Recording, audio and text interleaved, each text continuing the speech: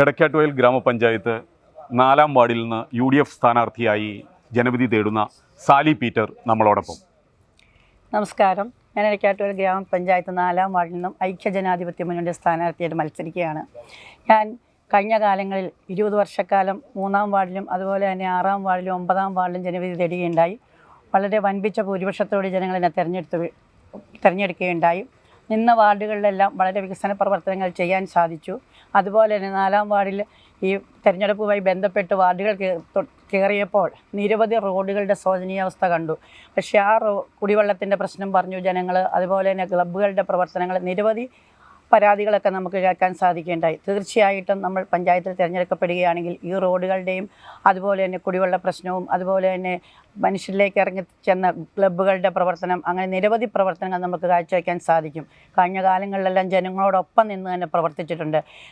സുഖദുഃഖങ്ങളിൽ അവരോടൊപ്പം നിന്ന് പ്രവർത്തിക്കാൻ സാധിച്ചതിൽ ജനങ്ങളോട് വളരെ നന്ദി പറയുകയാണ്. അതുകൊണ്ട് എനിക്ക് പറയാനുള്ളത്, നമുക്ക് ഐക്യ ജനാധിപത്യ മുന്നണി സ്ഥാനാർത്ഥികളായി മത്സരിക്കുന്ന എല്ലാവരെയും, അതുപോലെ തന്നെ 4-ാം വാർഡിൽ നിന്നും മത്സരിക്കുന്ന എന്നെ ടോർച്ച് അടയാളത്തിൽ വോട്ടുകൾ രേഖപ്പെടുത്തി വിജയിപ്പിക്കണമെന്ന് അപേക്ഷിക്കുകയാണ്.